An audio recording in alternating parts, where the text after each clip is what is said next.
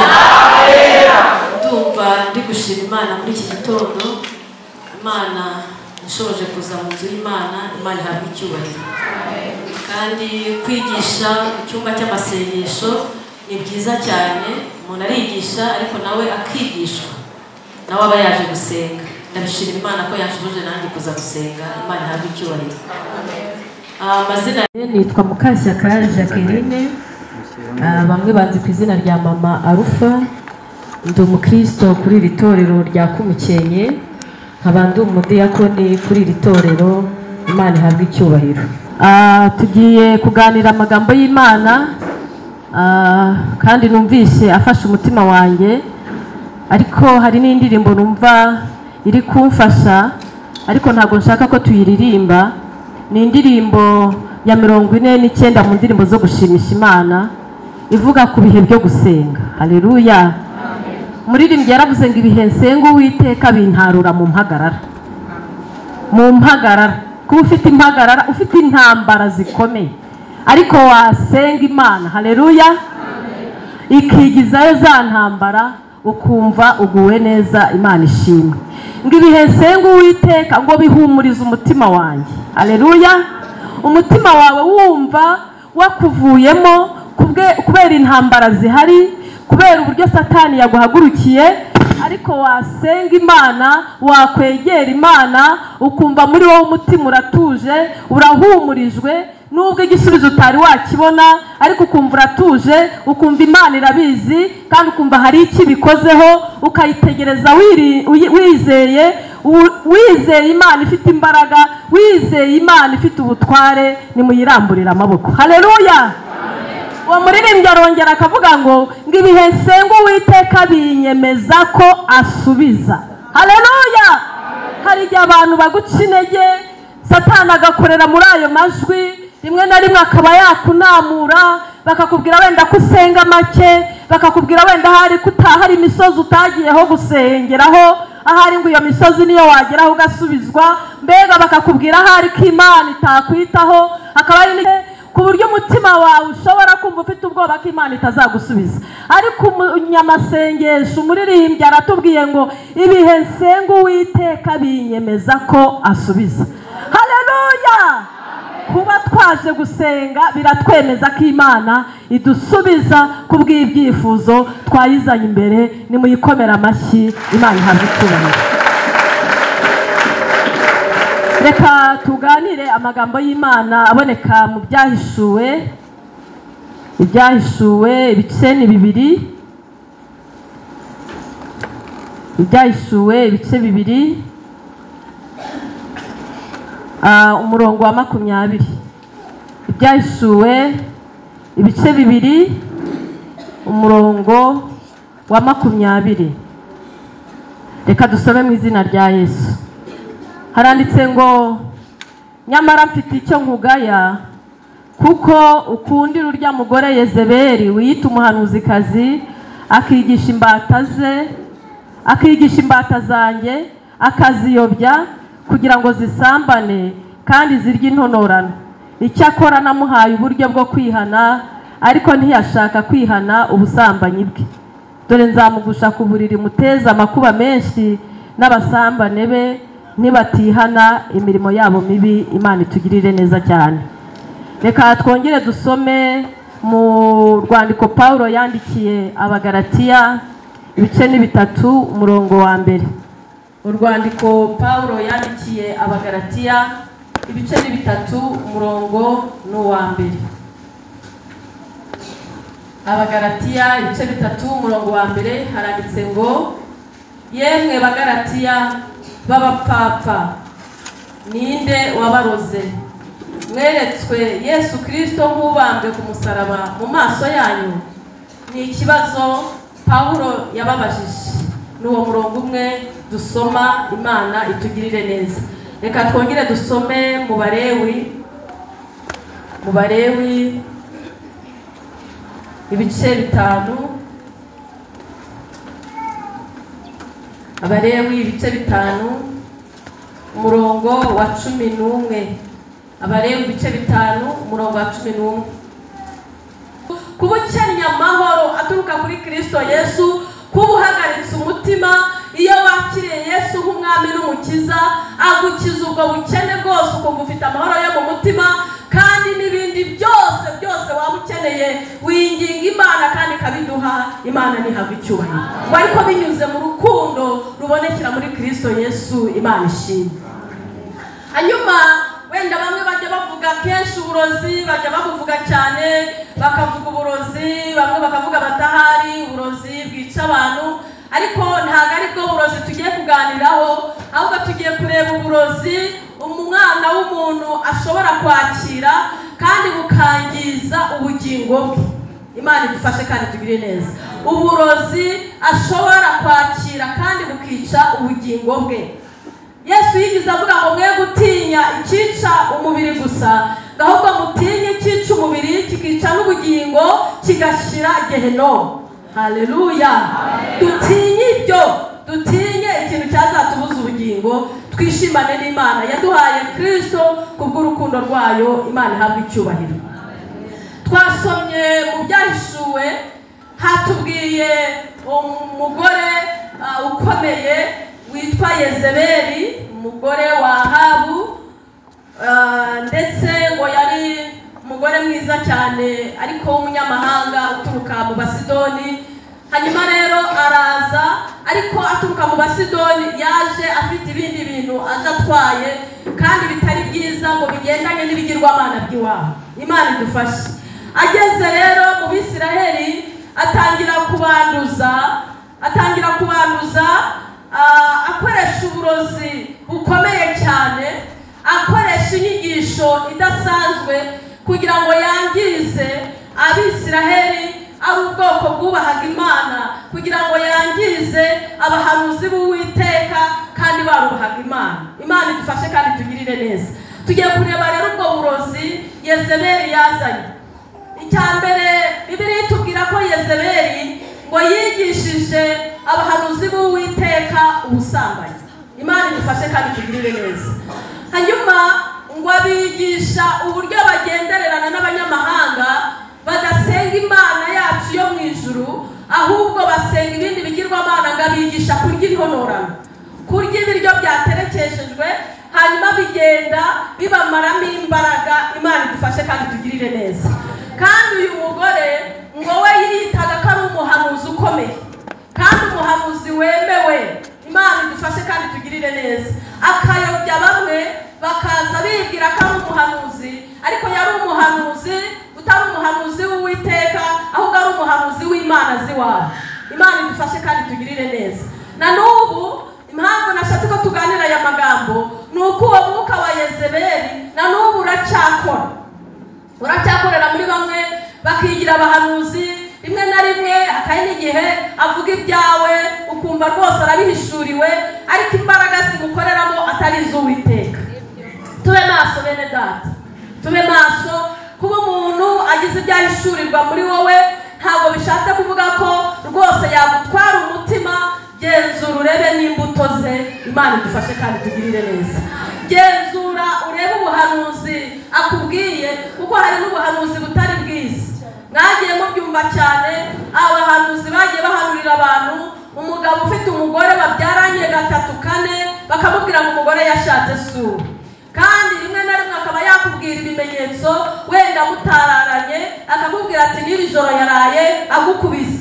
Wabigenderaho ugahita uvuga uti ko uyu muhanuzi atumwe n'Uwiteka, uyu mugabo mfite ntabwo ari uwanjye, ugatangira kugira ibyifuzo byo gusengera undi mugabo.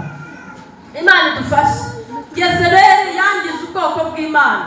Hanyuma ikindi, yari afite inyigisho kandi bakaza kwigisha biyitirira izina ry'Uwiteka, ngo bakigisha abantu, ariko izo nyigisho zikaba zibatandukanya n'ubwiza bw'Imana. Izo mbaraga zakoreraga muri abo bigisha, mumenye ko na n'ubu ziri gukora. Abantu baza bakigisha, ariko inyigisho zabo ugasanga ntizishingiye ku musaraba wa Yesu Kristo.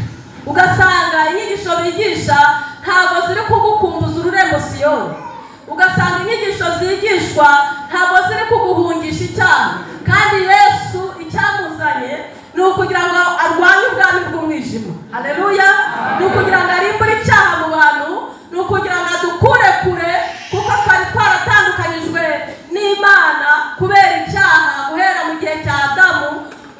akimara gukora icyaha ngo yabonye yambaye ubusa hanyuma yirukanwa muri Edeni.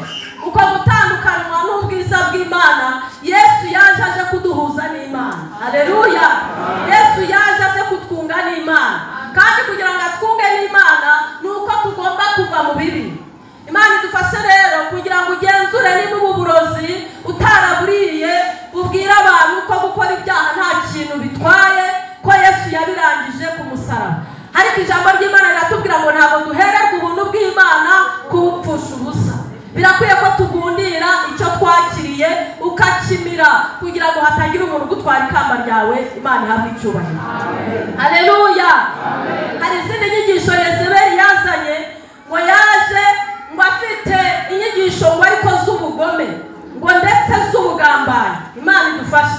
Muribuka ko mu gihe cya Naboti umukozi w'Imana ngo yashatse abagabo b'indarikwa n'ibigoryi, ngo yarangiza akabashyira no mu masengesho bakiyiriza ubusa, ngo ariko ngo intego yabo yari iyo gushinja ibinyoma umukozi w'Imana. Ngo bamubeshyeye ko yatutse Imana, ngo bamubeshyera ko yatutswe n'umwana, bahera ko bamutera amabuye.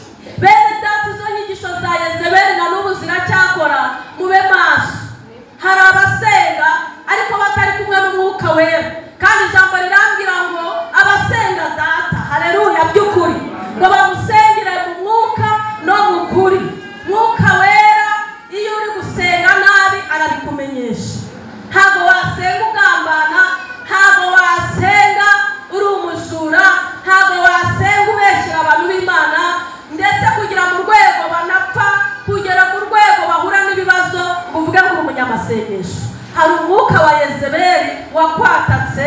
Gerageza uhungire kuri Yesu, niwe wenyine wagutabara. Imana itugirire neza. Kandi ibi iyo byabaye, nubwo muri iki gihe wenda hari utabona, wenda hari abantu bapfuye ngo ubone imirambo, ariko iyo umuntu akubeshyeye, hari abantu benshi cyane babeshyerwa ibintu bikomeye bagahunga itorero. Hari abantu benshi cyane babeshyerwa barangiza bakava mu mirimo y'Imana itandukanye, kava muri korali kuko bakubeshyeye, kava mu banyamasengesho kuko bakubeshyeye. Kandi Yezebeli ni umuhanga, azi kukubeshyera, yarangiza agashaka n'abahamya baguhamya ibyo bintu, ibyo bimenyetso, ibimenyetso bigafatika.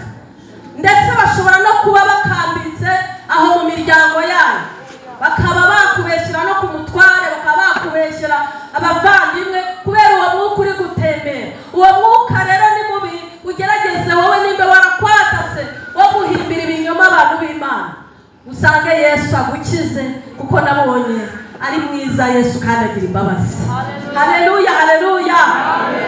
Ngo hari ukuntu Yezebeli, hari umwuka ujya utembera mu bantu b'Imana uturutse kwa Yezebeli, ukuntu ajya ayobya abantu akoresheje amayeri.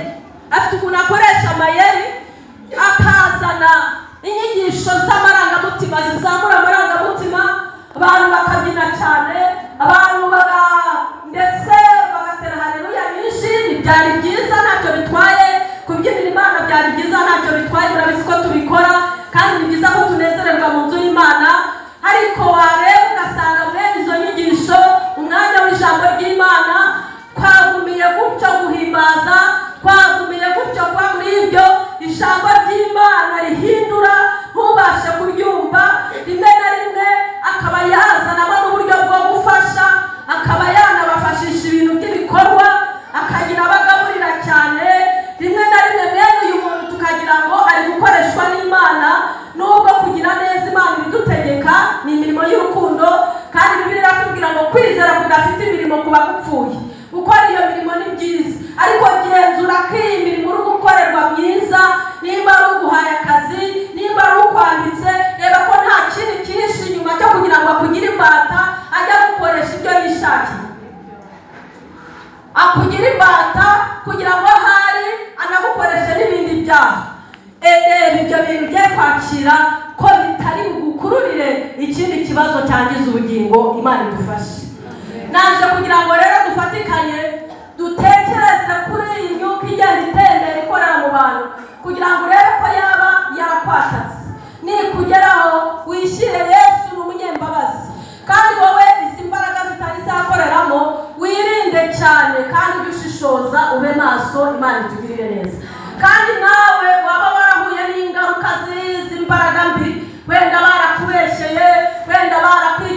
n'ibitari byo. Nagira ngo nkubwire ngo uyu munsi utahana umuti ukire, ugaruke kuri Yesu, ugendane nawe. Nimba ufite ibikomere watejwe n'amagambo mabi waba waravuzwe, nyemerera uyu munsi urwo rugori icyo gikomere gikire, wongere ukomere, umenye ko Imana igukunda, umenye ko Imana ihora ikurwanirira, umenye ko Imana ihora ikubereye maso. Ntucogore, ntucike intege. Hari abantu bareka gukora imirimo myiza kubera amagambo bavuzwe mabi. Wongere ugire imbaraga nk'uko abaririmbyi batwibukije gukorera Imana. Mwongere musubizwemo imbaraga z'Imana, mukorera Imana. Haleluya. Ijambo ryarabwiye ngo abasore b'imigenda bazagenda baruhe, ngo ndetse bazanacogora, ngo hari n'igihe bagwa, ngo ariko abategereza Uwiteka murangurire Yesu amaboko. Abategereza Uwiteka bazasubizwamo imbaraga nshya, ngo bazagenda be kunanirwa. Haleluya. Niba wari waje muri iri teraniro unaniwe, ucogoye, hari imbaraga zakurwanyije, wongere wuzure umwuka wera, uhembuke, kuko Yesu aragukunda. Haleluya. Basomye mu Bagalatiya aho Pawulo yabandikiraga akababwira ngo yemwe mwa Bagalatiya mwe b'abapfapfa, ninde wabaroze? Ninde wabaroze? Ni inyigisho yari abonye muri bo, inyigisho zidakwiye, inyigisho zitari iz'umumaro, inyigisho zibayobya, inyigisho zidafite agaciro, inyigisho zitabakumbuza ijuru, inyigisho zitabereka Yesu Kristo wabambwe, wapfuye ku bwacu akazuka. Imana idufashe kandi tugirire neza cyane. Hanyuma Pawulo abandikira aya magambo ngo muri bo hari haradutsemo abigisha mu Bagalatiya, ngo hari haradutsemo abigisha ngo bazi kuvuga amagambo meza, ngo ariko ari ayo kunezeza abantu, ari ayo kugira ngo abantu biterere hejuru cyane, ngo ariko bivuga umuntu akitaka. Inyigisho zitavuga Yesu Kristo wabambwe, kugira ngo turebe imirimo y'Imana, tukareba ibitangaza biri ku bantu. Imana idufashe bene data, njyewe nawe, nubwo dukorera Imana ariko tumukorere duhinze umushyitsi, tumwegere cyane kugira ngo aduhe mesaje ikwiriye, ubutumwa bukwiriye abana b'Imana. Inyigisho zikurura, zigakura abantu mu byaha nk'uko twaje, zikabashyira mu rugo rwa data, bakagira umunezero. Imana nihabwe icyubahiro. Izindi nyigisho zari zaradutse mu Bagalatiya, ngo hari harimo abigisha b'indyarya, ngo bameze nka Kefa. Uyu Kefa yari afite ukuntu agaragaza ko yizeye Kristo, ngo rimwe na rimwe ndetse akamuvuga, akamwigisha. Bityo kandi Yesu yaje aje gukuraho urusika rwadutandukanyaga. Abari Abayuda n'Abagiriki turi abana b'Imana. Haleluya. Twebwe twari abanyamahanga, turi kure, ariko kubw'amasezerano, kubwa Yesu araza dukura iyo mu ishyamba, twinjiza mu rugo rwe.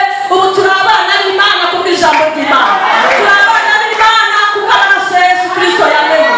Ariko mu Bagalatiya ngo hadutse umuvugabutumwa Kefa, ngagenda yigisha ijambo ry'Imana avuga Kristo, ngo ariko abonye ngo yakobaje, ngo yivugunyura mu banyamahanga arabitaza, ngo kugira ngo agaragaze ko ari Umuyuda, mbega yakebwe ntacyo ahuriyeho n'abanyamahanga.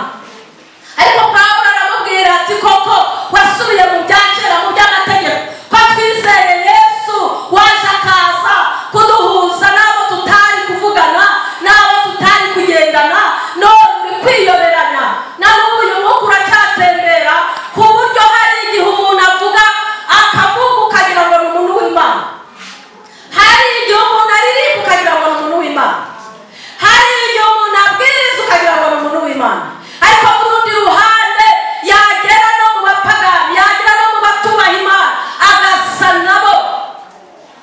Ijambo ry'Imana riratubwira muri Zaburi ya mbere ngo hahirwa umuntu udakurikiza imigambi y'ababi. Haleluya.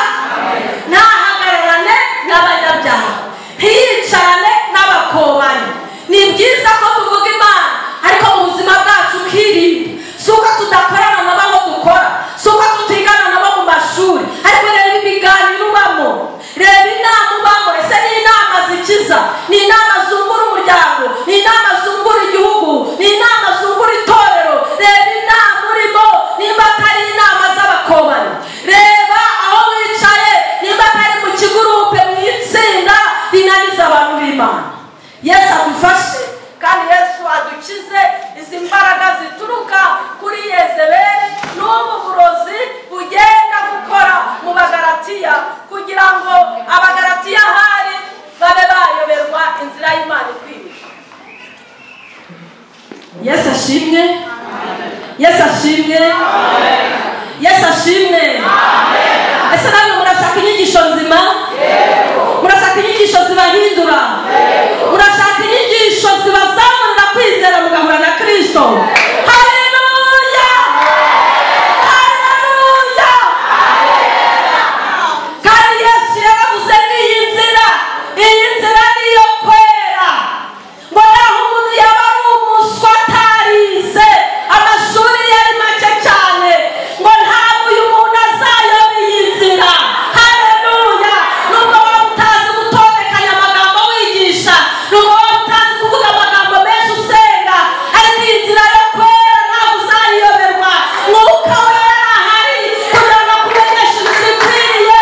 Mwuka wera arahari ngo akwigishe. Mwuka wera arahari ngo akuyobore. Mwuka wera arahari. Haleluya! Muri iyi yaravuze ngo mu ijuru mfite umuntu umvugira, ngo ni umukuru w'abatambyi kandi yitwa Rukundo. Yesu aragukunda wikwiheba. Yesu aragukunda. Yesu aragushaka. Yesu araza naho mu bibazo urimo. Yesu araza nubwo ufite ibyaha. Yadukunze turi babi, ntiwigirire nabi. Niyo waba waraye mu kabari, Yesu aragukunda aje kugukurayo. Niyo waba waraye mu bapfumu, ntiwigirire nabi. Yesu aje kugukurayo. Nicyo cyamuzanye ngo yaje aje gushaka icyazimiye. Niyo mpamvu yakubiswe n'ibyamoni. Yaje kugutarura. Yaje kugira ngo agukure mu mwijima agushyire mu mucyo. Haleluya! Haleluya! Imana ishimwe. Abagalatiya ngo bari abantu bazi gupinga, kudapfa kwemera. Ngo Pawulo agiye kwigishayo, ngo kuko babonye afite ikibazo cy'ijisho. Igihe yatungurwaga agiye i Damasiko, yahise agira ikibazo cy'ijisho. Hanyuma rero ngo ageze mu Bagalatiya, ngo kubera ko Abagalatiya bari abanyabwenge, Abagalatiya bari basobanutse, Abagalatiya ngo harimo abantu bazi iby'ubuvuzi bikomeye. Barebye Pawulo bati buriya rero ibyo butumwa ari kutubeshya, ahubwo icyumuzayo kugira ngo aturonkeho tumuvura agende. Imana idufashe. Na n'ubu niko bamwe uyu mwuka ujya ubatemberamo. Umuntu yavuga Imana ngo hari ibindi binashaka, umuntu yavuga Imana ngo hari ibindi binari kukungukaho. Cunga reba, nubwo harimo abinjiye bagasesera. Yuda yarabahanuye ngo bafite ukuntu binjiye bagasesera, ariko ijambo ry'Imana ryabwiye Eliya ngo igihe yavugaga ngo niwe muhanuzi wenyine usigaye, riramubwira ngo Eliya we, haracyari ibihumbi 7 bitari byapfukamira Bayali. Nimba hari abigisha baje kwiba abaturage, nimba hari abigisha baje kugira ngo babanyage ibyanyu, ntabwo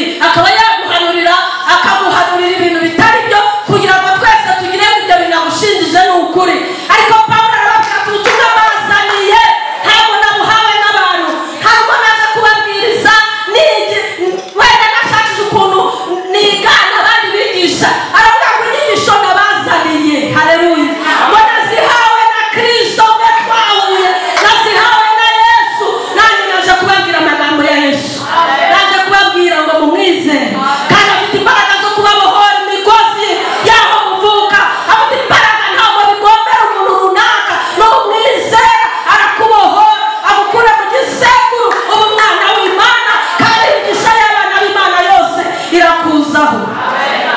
Imigisha y'abana b'Imana irakuzaho. Imigisha y'abana b'Imana irakuzaho. Haleluya. Hari abantu bazi ko imigisha ari iya bamwe, imigisha ari iy'abatize mu rusengero, hari imigisha hari n'iy'abantu baturuka aha, hari imigisha n'iy'abantu basenze menshi. Nagira ngo babwire ngo data ni umubyeyi, azi ibikwiriye abana be bose, azi ibikwiriye abana be bose. Iyo ukeneye umugati arabimenya, iyo ukeneye imyenda arabimenya, iyo wabuze amahoro arabimenya, iyo ufite igisuzuguriro arabimenya akakimukuraho, iyo wabuze umuntu uvugira arabimenya akakuvugira. Yesu arakuzi. Twese turi abana mu rugo, turashyira mu bikari bye. Haleluya.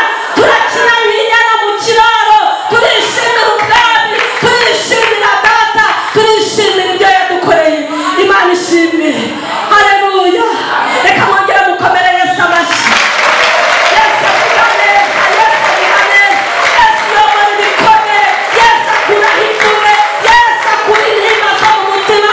Yesu nibyo barabuze umuntu ubwira, bwira Yesu byose ni inshuti yawe, arakunda afasha abantu basaguye.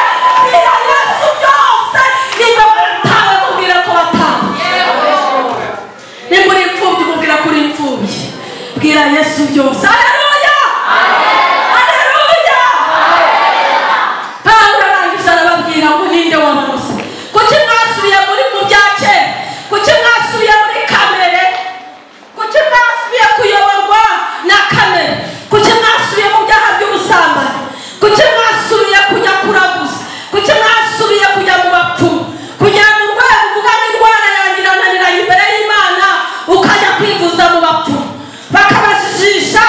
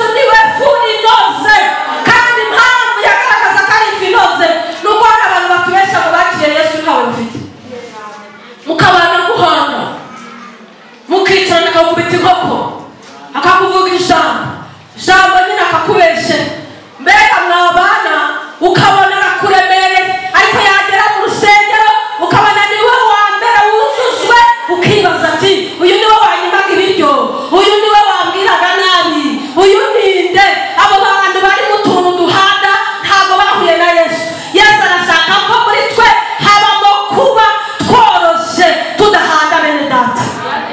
Haleluya. Uwo ni umuti wa mbere. Ngo Elisa amaze kubaha ibyo biryo bariye ngo ariko abona ntibahaze ngo haza umugabo uturutse imbarisharisha. Haleluya. Azana imitsima ya sayiri ngo hari harimo amahundo ngo hari harimo imiganura ngo bazana ngo babirye ngo bakavuga ngo si imitsima iraduhaza ko ari mikeya ariko Elisa aravuga ngo Imana iravuze ngo ni mubirye kuko mubirya bikabahaza kandi bigasaguka. Haleluya. Aya mahundo yavugaga ntabwo ari amahundo wenda bimwe byeze bya mbere ku myaka urabona nk'igishimbo kwa kundi ahari iya miteza ya mbere yera. Ayo mahundo ya mbere ntabwo ari ibyo Yesu ntabwo ari ibyo uyu mwanditsi yashakaga kuvuga ahubwo yashakaga kuvuga Yesu niwe mahundo ya mbere rw'abakora ibice 15:20 aravuga ngo ariko noneho Kristo yarazutse niwe muganura w'abasinziriye. Imana ihabwa icyubahiro kuba niwe wazutse bwa mbere. Yesu niwe pfura mu bazutse niwe mahundo niwe pfura mu bantu bazutse. Iyo umwizeye aragukiza. Haleluya. Haleluya. Niwe mahundo niwe pfura mu kuzuka mu bapfuye bose. Yesu yarazutse. Haleluya. ntabwo akiri mu gituro kandi natwe azatuzura. Haleluya. Uyu muganura yavugaga yari Pentekote yari kuzura umwuka wera. Reka mbabwire iyo umuntu yuzuye umwuka wera ntabwo yagira ibyo bintu bihanda abantu. Muri iyi gihe yaravuze ngo mu gihe wari utakigira urukundo wamenya ko umwuka wera yagiye. Niba utagikunda abantu hari umuntu ukubwira ngo njye sinzamubabarira. Ese ari uwo waguhemukiye nawe ntabwo ari umwana w'Imana. None nawe wahemukiwe umuziritse mu muti. Gerageza nubwo kubabarira ari urugendo ntabwo byahita bikorwa ako kanya. Iko komeza utekereza ko nutababarira uzambuga. Ugerageza urebe ukuntu uvuga uti Imana niyo yemeye bigenda uku. Imana niyo yanteje aba bantu niko Dawidi yavuze umunsi yatukwaga kandi ari umwami aratukwa na Shimeyi ngo umusirikare we yaze ngo reka yice Shimeyi ariko aravuga ngo Uwiteka yabyemeye. Biriya byakubayeho nubwo byaturutse ku muntu Imana yarabyemeye. Ibyo bigufasha kugira imbabazi. Ibyo bigufasha gutura imitwaro. Hari abantu bafite abantu bikoreye kubera uburyo babahemukiye. Hari abantu bafite umuntu ukamutahura nawe ngo umusuhuze naho imvura yakunyagira utakugama mu rugo rwe kubera uburyo yaguhemukiye. Kandi uwo muntu ashobora kugusaba imbabazi wenda ntuzimuhe ariko wakababarirwa. Yazisaba Imana akababarirwa wowe ugasigarana uwo mutwaro. Gerageza wiyunge na Yesu kandi aguhe ubushobozi bwo kubasha kubabarira. Imana ibagirire neza kandi Imana ibiteho. Yesu iyo ni imiti ivura nuko twakira Yesu kandi agaragara muri twe nk'amahundo mwahariwe pfura mu kuzuka kandi agaragarira muri twe nk'uwadusigiye impano nziza y'umwuka wera. Haleluya. Haleluya. Kandi abayoborwa n'umwuka wera nibo bana b'Imana. Haleluya. Bongera mu muramburira icyubahiro. Abayoborwa n'umwuka wera nibo bana b'Imana. Hari iyo barizira ku muntu bari kuri abo muntu babarira ngo mubabarire n'ibintu bibi birumvikana n'ibibi koko ariko n'uyo bazira ku muntu hari igihe ubwo Imana yakugendereye we ntabwo iramugenderera wowe genda ukora icyo umwuka wera agutegetse. Imana ibamugisha. Haleluya. Kugira ngo njye nawe rero dufatanye kuvura izi ndwara ziri mu bantu. Kugira ngo njye nawe dufatanye kurucisha aba bantu ibintu bariye bibi nuko turi bufatanye. Icyambere turi bukore nuko turi bugusubire mu ijambo ry'Imana tukarisoma. Ese kuko abantu batagikunda ijambo ry'Imana? Abantu bagikunda ijambo ry'Imana nta n'umwanya bakibona wo kurisoma. Niyagira umuntu ngo ni Manu ararambura agahumiriza hafoye ngo naho ngaho. Bibiliya irashaka ko dusoma ibyanditswe byera kandi tukabitekerezaho tukabyuza. Waba utari no kubyumva ukaba wajya no mu ishuri kubyiga kugira ngo ukunde usobanukirwe ibyanditswe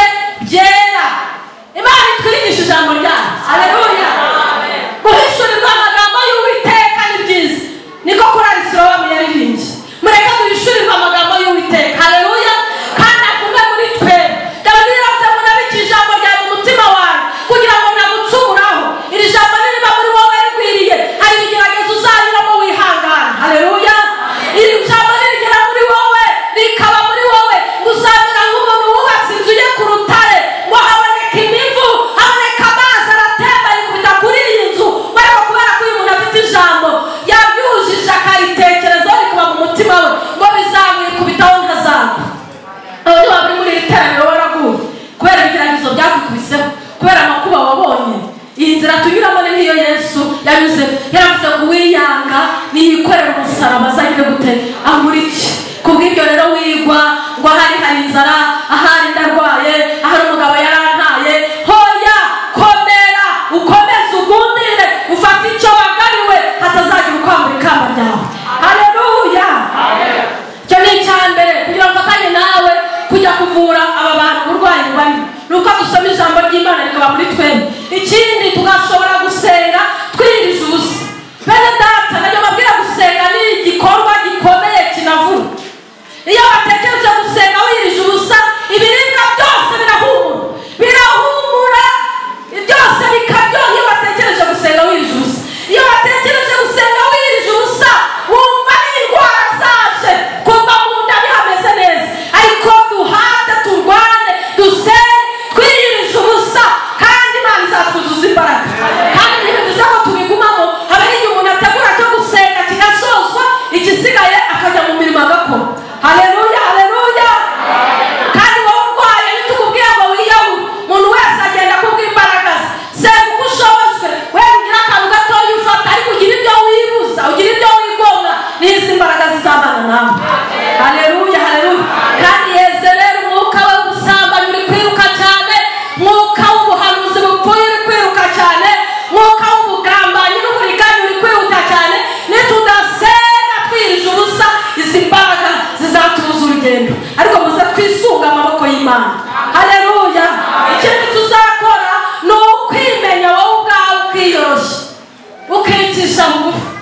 Niba uri gukorera Imana muri igitangaza, hari n'abandi bakozi b'Imana bakubanjirije. Niba wahanuye bigasohora muri igitangaza, nawe hari abaguhanuriye birasohora. Duce bugufi, duce bugufi.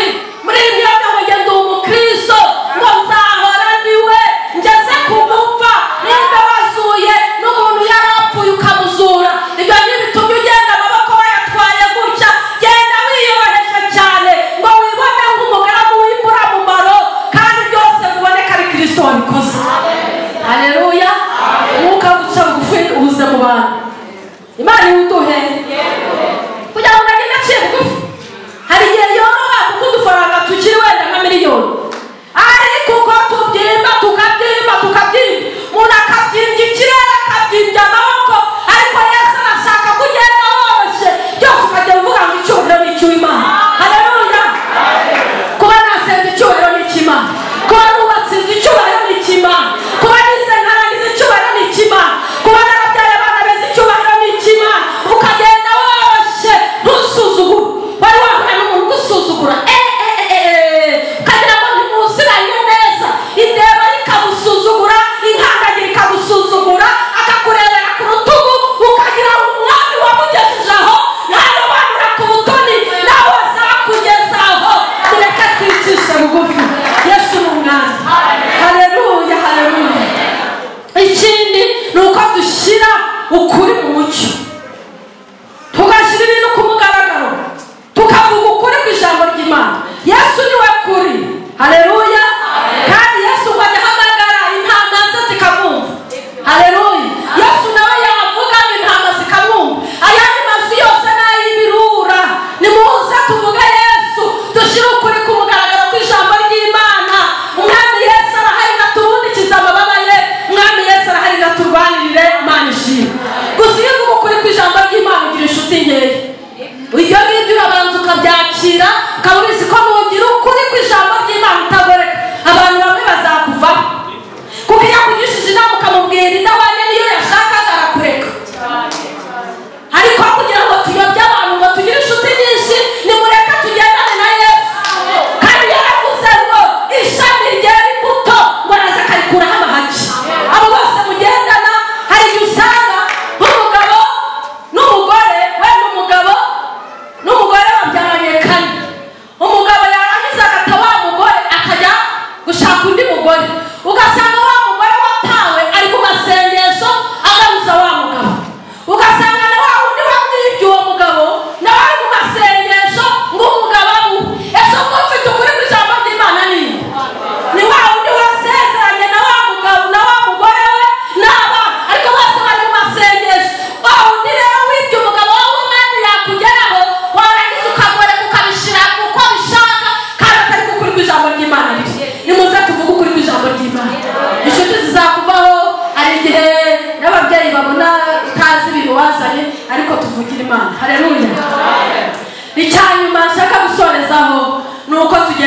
umwuka wera atari amarangamutima.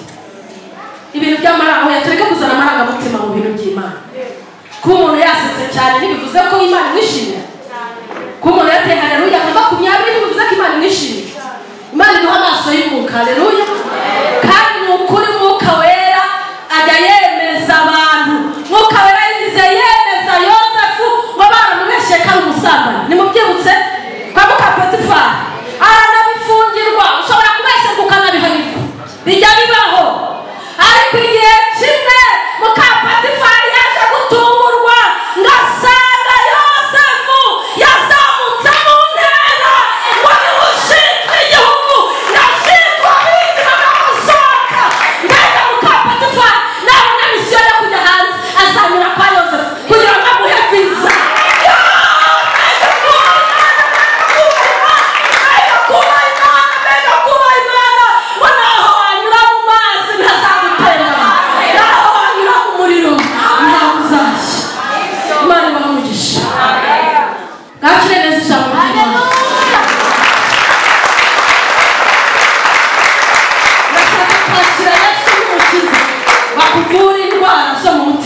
Kuvura intimba, kuvura amagara, aguha ibitotsi warara kudasinziriye. Urashaka kwakira Yesu baguha agaciro waburiye mu bandi no mu muryango.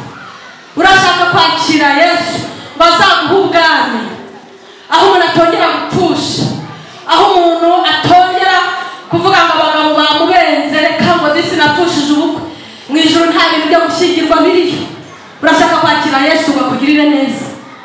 Waraguye urashaka kugira ngo ugarukire umwami yongera kugirire neza. Bigutera ubwoba kubwo waguye ngo ntaho mugihuriye. Aracyaguhamagara ngo winjire mu rugo rwe, aracyaguhamagara.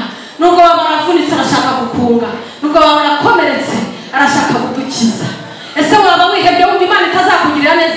Izakugirira neza. Yigize ivugira muri Baramu ngo yari yagiye kuvuga ubwoko bw'Imana, ngo ariko Imana ihindura amagambo muri Baramu ngo aravuga bwira Baraki atari abantu ugiye kuvuma ntabwo bavumika. Aravuga ngo ni abanyamugisha, haleluya, ngo ntabwo bavumika ni abanyamugisha. Ngo nategetswe kuba Yesu umugisha, ngo kandi simbasha kuwukura. Imana yabahaye umugisha kandi unoze uzawukura. Imana yabahaye umugisha nta karande izawukura. Imana yabahaye umugisha mwinjira mu rugo rwa data abaha umugisha nk'uko yabisezeranyije natwe, kandi azaduhuza n'Imana Kristo, azaduhuza nawe. Urihebye, wacitse intege, wacogoye, hagurukira imbere y'Imana tugusengere. Ndashoje. Wumva akeneye imbabazi ku Mana, waretse Imana, waguye ahari wari wihebye wumva Imana yarakuretse izagusubiza rwose. Nubwo nta muntu kuvugira Imana irabizi izabikora. Imana ibaha umugisha. Hejuru babasengera Imana. Murahari ushaka kwakira Yesu umwami n'umukiza? Urahari ushaka kwakira Yesu umwami n'umukiza waje muri aya materaniro? Ujye juru tugusengere. Yesu arimo arahindahindura umutima wawe. Duhomeka amaso dutekerezeho. Ese aya magambo, ese ubusambanyi bwo mu Bagalatiya nawe bwaba bwarakugezeho? Ese nawe waba warabwiriye abantu ukababwira amagambo abakomeretse, ukaba wumva umutima wawe ugucira urubanza? Ese nawe wabuze amahoro yo mu mutima ukumva wanakwiyahura ukumva kubaho kwawe nta kintu kumaze? Ese wumva wanga abantu kubera ibyakubayeho? Yesu arahari ngo aguhumurize. Jejuru akugirira imbabazi nyinshi agufitiye. Jejuru kuko niwe ufite urukundo kuri wowe. Hanyuma bagusengere nimba uhari. Reka turarike mwarimu Enoke aze asengere. Wowe wabucogoye, wowe wabucitse intege, wowe wari wihebye, wowe waguye mu byaha bibi. Nashaka bari mu bapfumu, nashaka bari mu gusambana, nashaka abari byo wisize. Yesu afite imbabazi nyinshi kuri wowe kugira ngo akubabarire. Imana ibaha umugisha.